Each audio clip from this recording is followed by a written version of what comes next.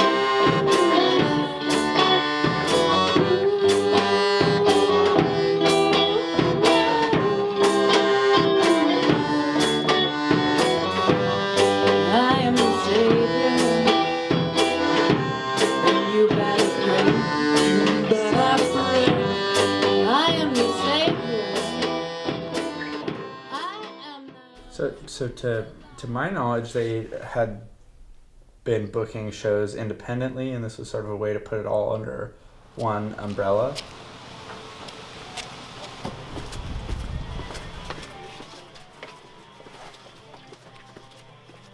Yeah, there was just kind of a spot where there was like a vacancy that needed to be filled. There wasn't a place for music to go, especially like smaller touring bands, you know, that aren't as well known. So this kind of became that placeholder.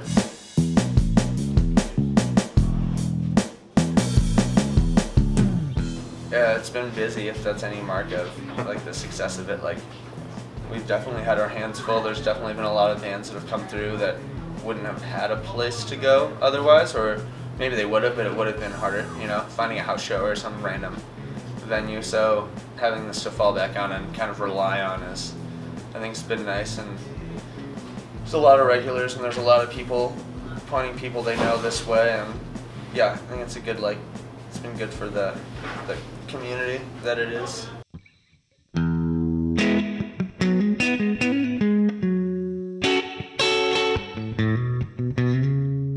We both do have like the experience to be able to like understand, like deal with bands, but still like we both know how physically taxing it is, I think. Yeah. Or emotionally taxing, right? Yeah, especially at this point. Yeah.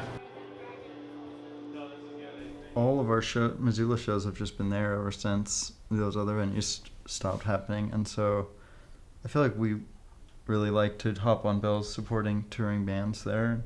Probably like 10 shows. I was gonna guess around that as well. Yeah. Yeah. It's like really, really great bands will come through, and it's just like a Facebook message to Ryan or Foster or whatever, and you're like, hey, is anyone already on that?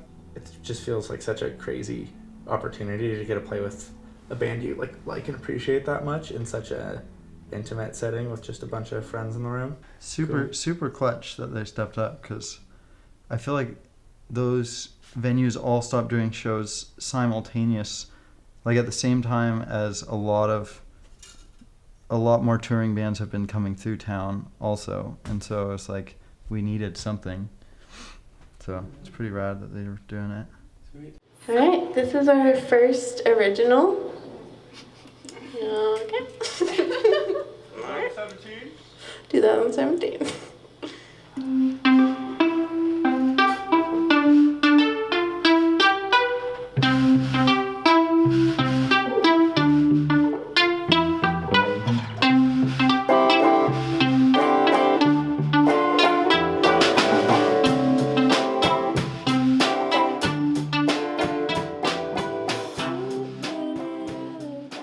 At a party in Bozeman, and this guy came like 6 inches away from my face while we were playing a show, and he's like, hey man, I get what you're doing, but get out of here with that 80s bullshit. Bring the funk. Let's go. Bring the funk.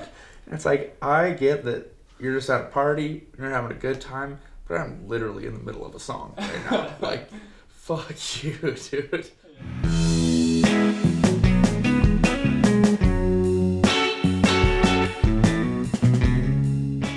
Getting people excited at a younger age for live shows is really important. Like, I grew up going to shows through high school, so you've got to keep those options open for people who aren't over 21.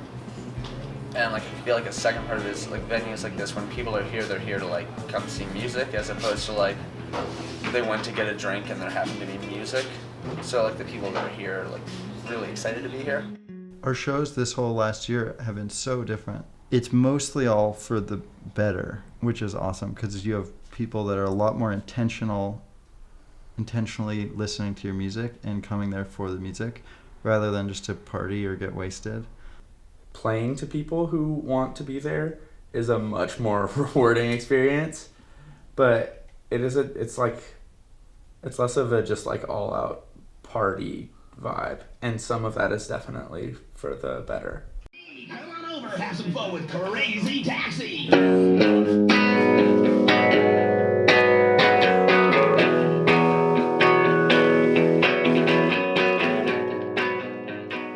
I just say we always definitely feel super thankful that the Basement Fund is doing what they're doing, because they put in so much hard work.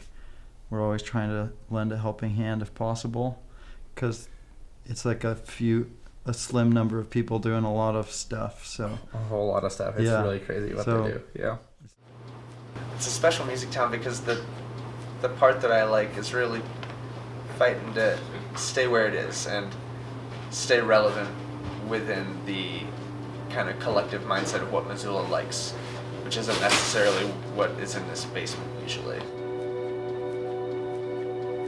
Just the little shining stars that pop up every once in a while amongst the like funk and haze of bluegrass and EDM.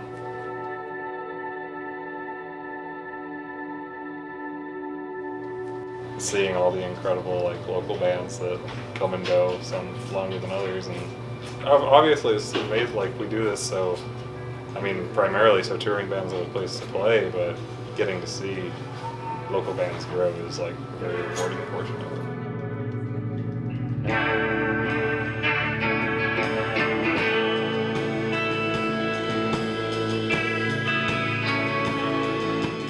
it's definitely helped out Missoula for this little music community that we're in.